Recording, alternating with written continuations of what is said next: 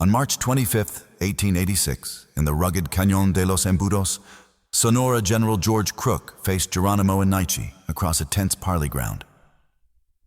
Apache scouts armed and vigilant ringed the surrounding heights. Photographer C.S. Fly captured the moment, warriors, soldiers, and interpreters frozen in a fragile truce, their shadows long against the canyon walls. This was no ordinary meeting. It was the culmination of 3 years of relentless U.S. pursuits into Mexico, authorized by a rare binational agreement and enabled by an unlikely coalition. The core question emerges: who made these cross-border campaigns possible, and why did they succeed between 1883 and 1886? The answer lies not in cavalry charges alone, but in a delicate web of law, local allies, and field diplomacy. From Arizona and New Mexico territories to the Sierra Madre of Sonora and Chihuahua, the stakes were clear: compel Chiricahua surrender while maintaining alignment between two nations. This narrative traces the legal frameworks indigenous scouts and commanders who turned pursuit into resolution, culminating in Geronimo's final surrender at Skeleton Canyon on September 4, 1886. The Apache War's final chapter rested on two pillars: a legal diplomatic framework and the operational edge of indigenous allies. On July 29, 1882, the United States and Mexico signed a reciprocal crossing agreement, modified 2 months later, that allowed regular federal troops of either nation to pursue hostile Indians across their shared border. This treaty, formalized in diplomatic dispatches, provided General George Crook with the authority to operate in Sonora and Chihuahua. By 1883, U.S. records confirm Crook's coordination with Mexican commanders, transforming paper agreements into field reality. This binational mandate was no mere formality. It ensured that U.S. columns could move without provoking broader conflict, a delicate balance in a region scarred by prior tensions. Equally critical were the Apache scouts, primarily White Mountain and Chiricahua, who served as trackers, guides, and envoys. In 1883, so known as Peaches guided Crook's Sierra Madre expedition, navigating treacherous terrain to locate Chiricahua strongholds. Later, in 1886, scouts Kayitah and Martine carried messages and led Lieutenant Charles B Gatewood to Geronimo's camp. These men were not mere auxiliaries. They supplied route intelligence and cultural insight no cavalry could replicate.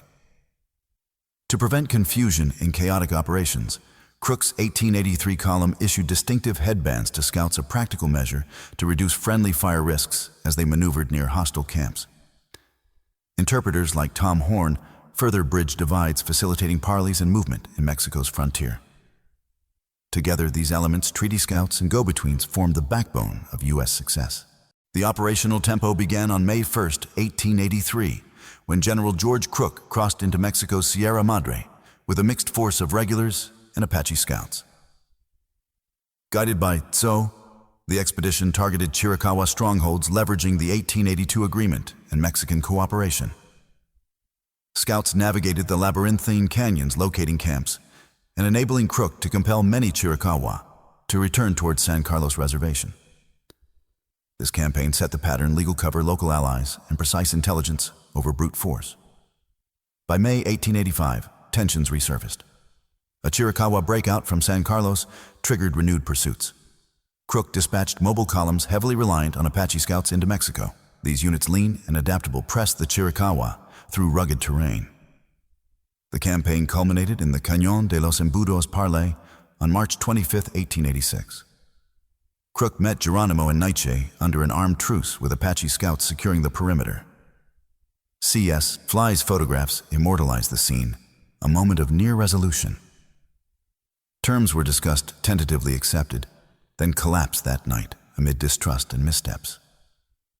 Within days, Crook was relieved, and General Nelson A. Miles assumed command, shifting the strategy toward relentless pursuit and targeted diplomacy. General Nelson A. Miles recalibrated the campaign.